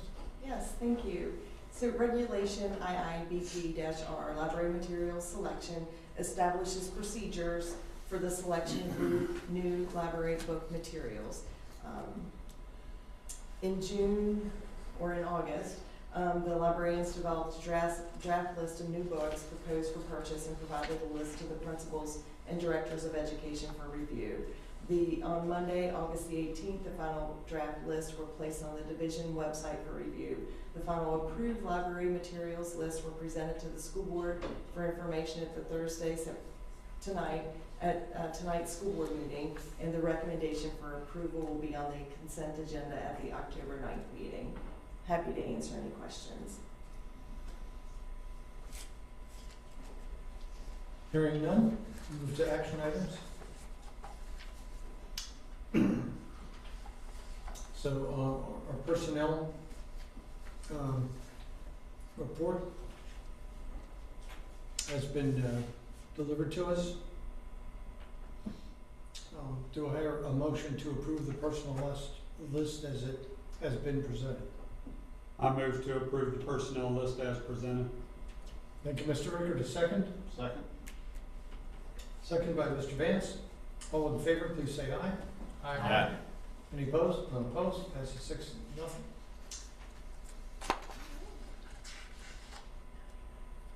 Point 2, request to carry forward fiscal year 2025 CIP, which I believe was briefed to us before, correct?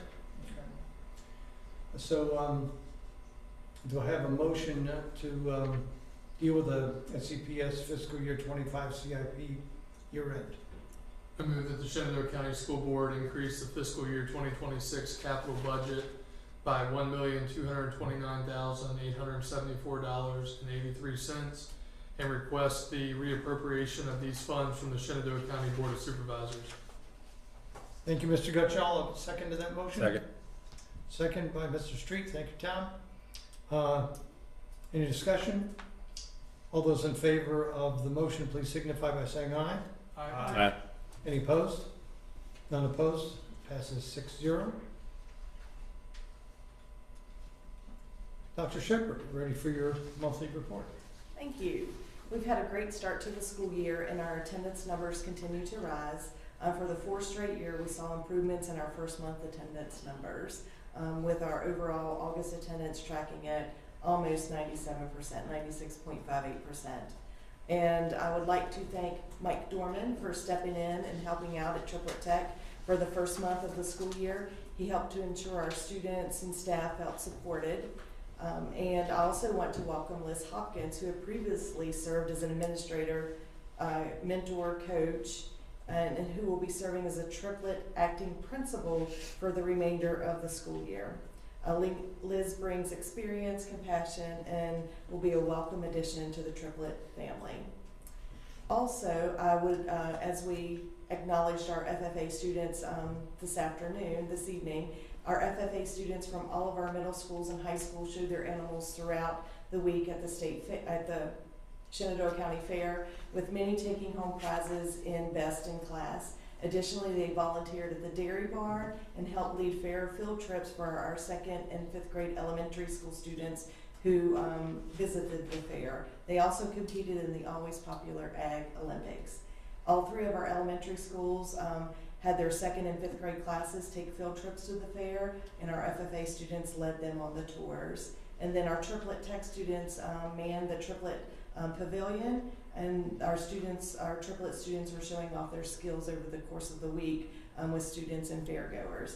And then finally, North Fork Middle School has kicked off a school-wide challenge for students to learn 144 new words by the end of the year. Every student has a new vocabulary journal where they keep track of the new words that they learn, and this is an exciting school-wide learning activity that helps keep students engaged throughout the year. So looking forward to knowing the 144 words that they learned this year. Hopefully they're good words.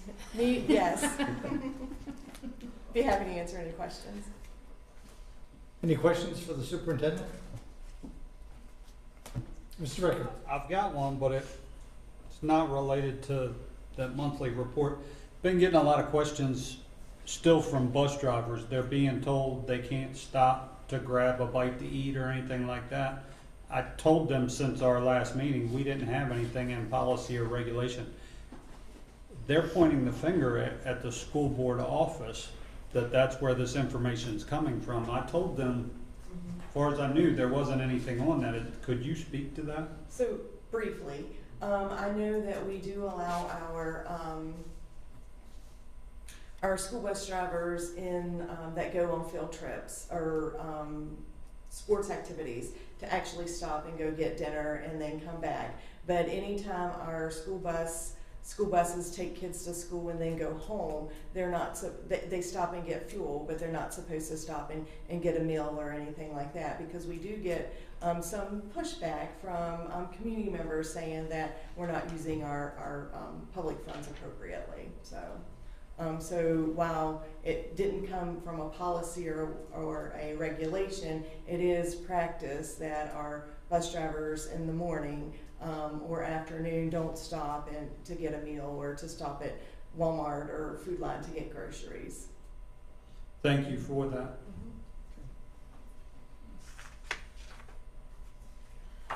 We're going to move into school board member comments. I want to remind the board that we will not conclude after that. We will indeed move into closed session, but we'll conclude our open meeting with school board member comments. Who would like to begin? Well, I guess I will. Ms. Carlinio, I greatly appreciate you including a moment of silence at the start of the invocation. And the gentleman whose name escaped me, thank you for your words. The events of 24 years ago today, the truly barbaric act of some cowards, presents us with a freeze-frame moment, what psychologists call that. We know where we were, what we were doing when we heard about the attack in New York, and the Pentagon, and Flight 93 that ended up in a field in Pennsylvania. And then yesterday's savage attack on a citizen who was trying to do good. How horrific and appalling. Those adjectives don't begin to describe what happened in Utah. It was an execution, and it was premeditated. Losing a father of 2 children, one who just turned 1 and the other 3 back in August, and a mother without a husband who he dearly loved.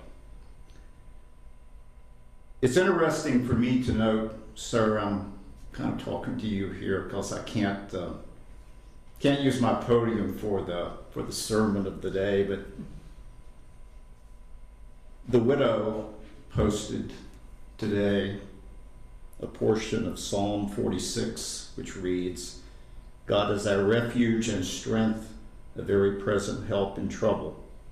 And just on the way up here, I was listening on the radio that Mr. Kirk kept a piece of Micah, the book of Micah, as a guideline to his life, which read, "Do justly, love mercy, and walk humbly with God." And again, I thank you and Ms. Carlenio for the moment that we started our meeting with the recognition of those 2 events. Thank you. Thank you, Mr. Vance. Mike, will take it?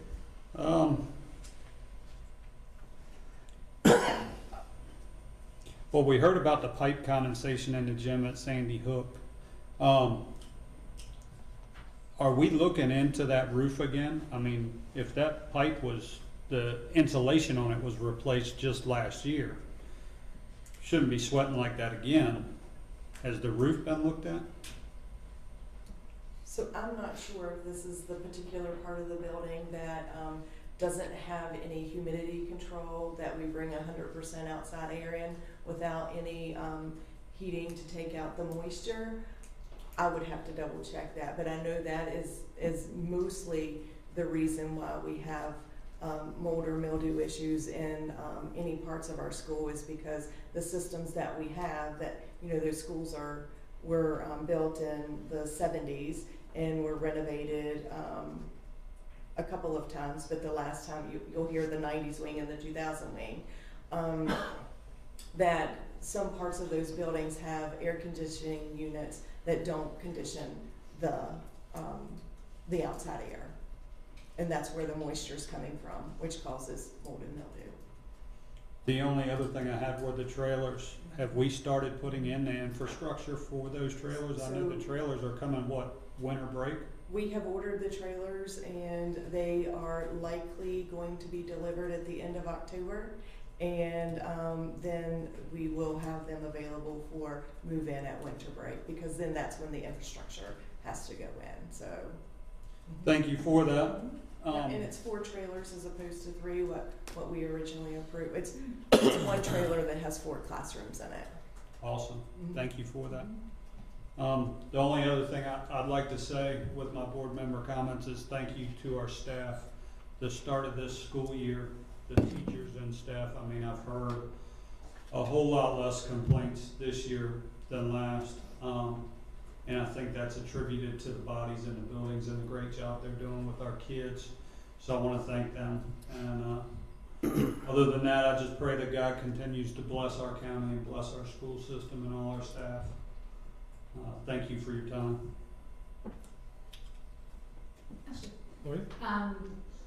Actually, I'm going to piggyback on that, because I wanted to welcome everyone and all our new staff and our all returning staff, and as well as all our children.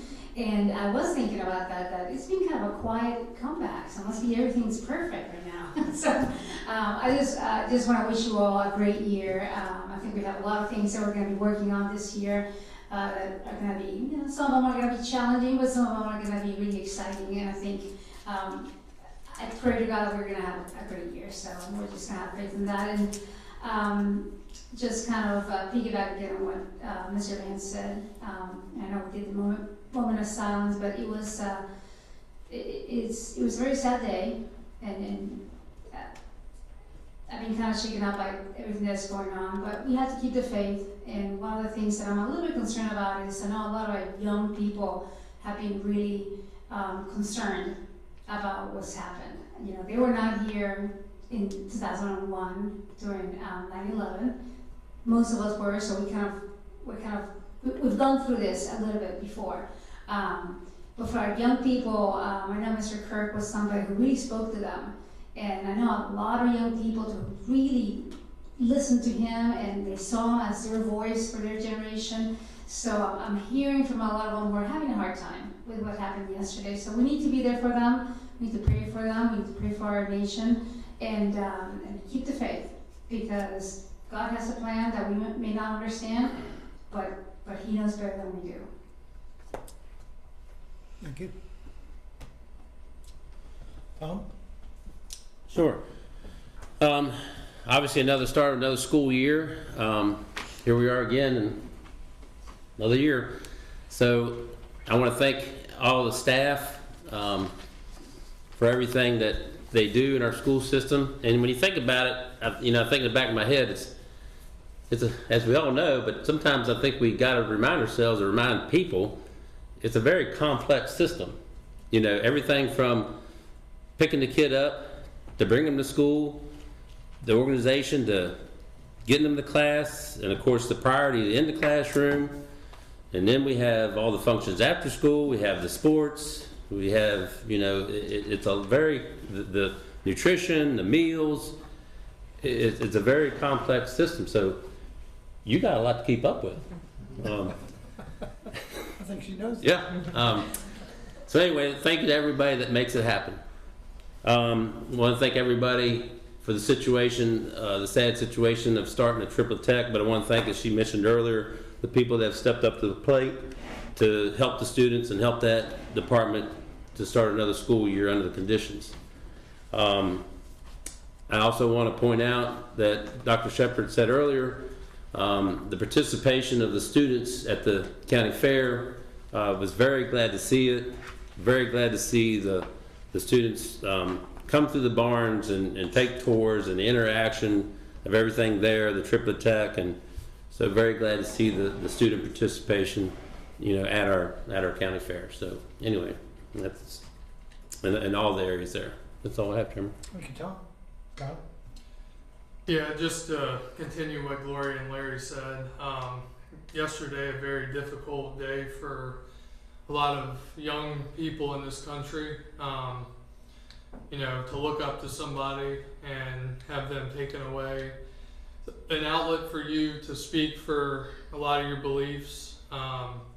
It's a very tough thing. There's a lot of emotion, anger, and confusion and sadness, but he wouldn't want us to dwell on that. He'd want us to move forward. So it's been amazing. Many of you may not have been aware of his impact when it comes to young people and the youth in this country, but you're seeing it and hearing about it now.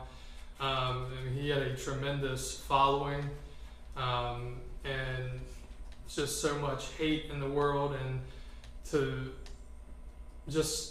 have someone that is willing to have a conversation and debate with you and still be respectful in many ways is just, it's sad that you can't have people like that in this world. So I think it's a wake-up call for a lot of people that, we've got to figure out how to be respectful, and if you disagree with somebody, going to those lengths is not obviously an appropriate thing to do. So very difficult, and the videos all over social media, it's such the way things are now, you can hardly avoid it.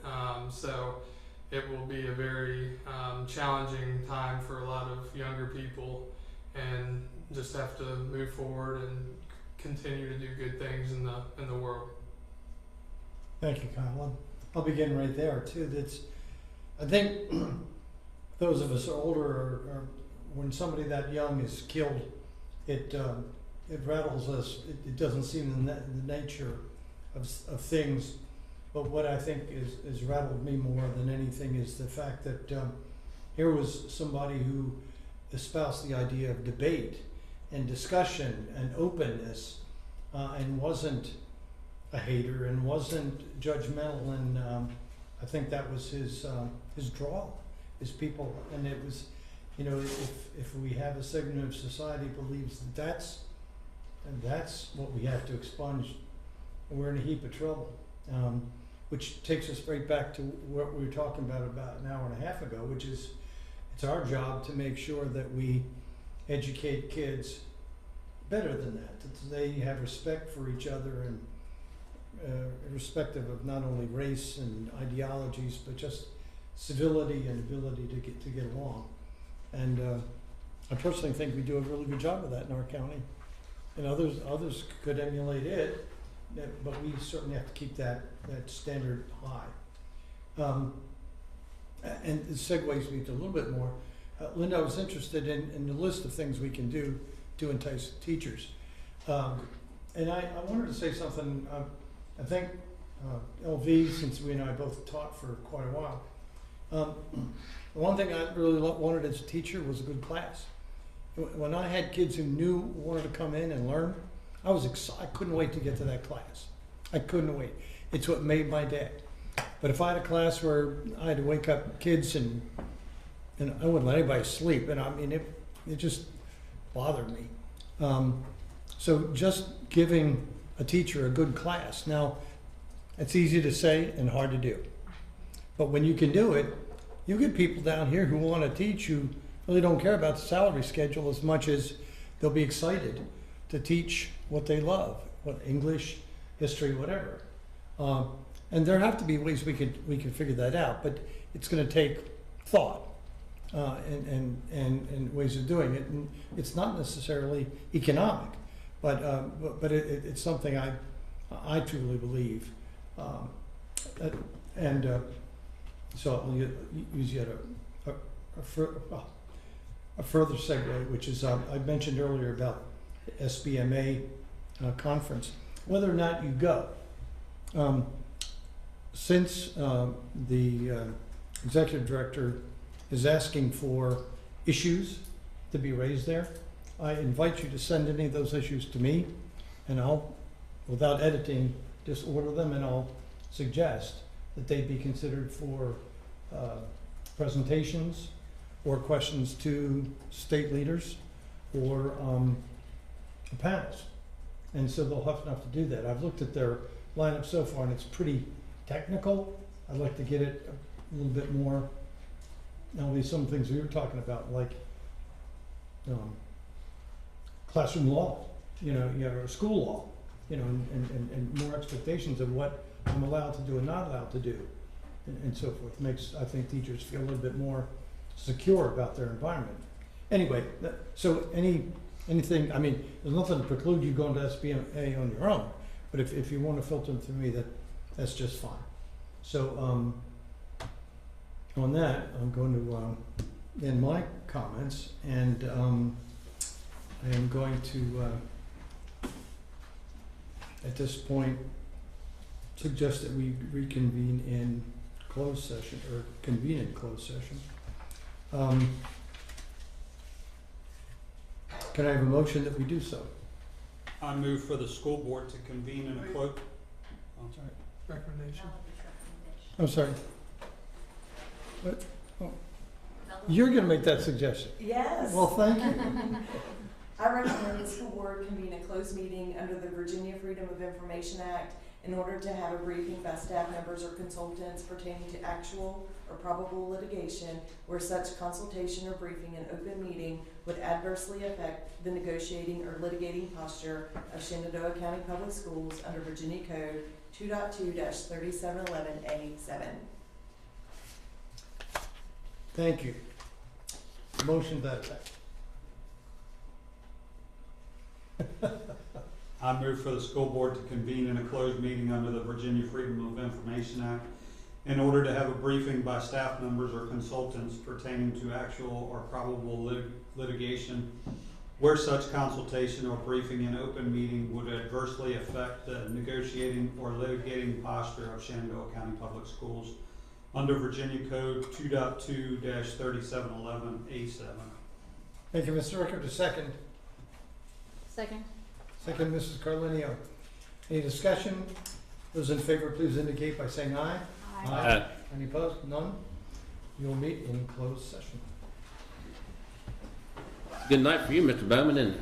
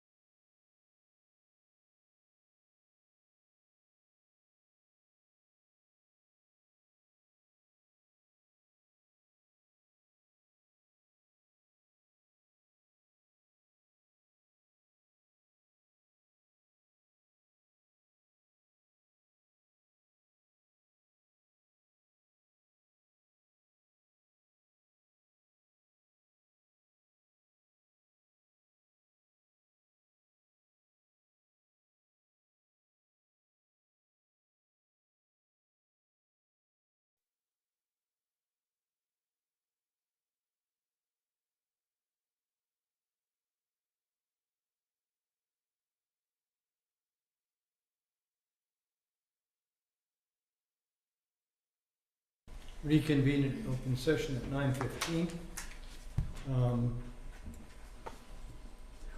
So do I have a motion to reconvene in open session? Move to reconvene in open session. Second? Second. Second by Mr. Rickard. Those in favor, please signify by saying aye. Aye. Any opposed? None opposed? Once again, I'll read closed meeting certification. Shenandoah County School Board hereby certifies by roll call vote that to the best of each member's knowledge, only public business matters lawfully exempted from the open meeting requirements by Virginia law were discussed in the closed meeting to which this certification applies, and only such public business matters as were identified in the motion convening the closed meeting were heard, discussed, or considered by the Shenandoah County School Board. Each member responds I so certify when called. Cheryl, would you please call the roll call? Mr. Street? I so certify. Ms. Carlenio? I so certify. Mr. Bettshaw? I so certify. Mr. Vance? I so certify. Mr. Ricker? I so certify. And Mr. Barlow? I so certify.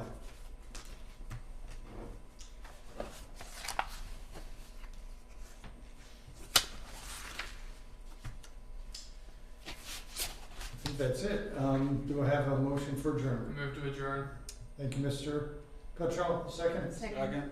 Second from Mrs. Carlinio. All in favor of adjournment, please signify by saying aye. Aye. Aye. Any opposed? No. Meeting is adjourned at 9:16.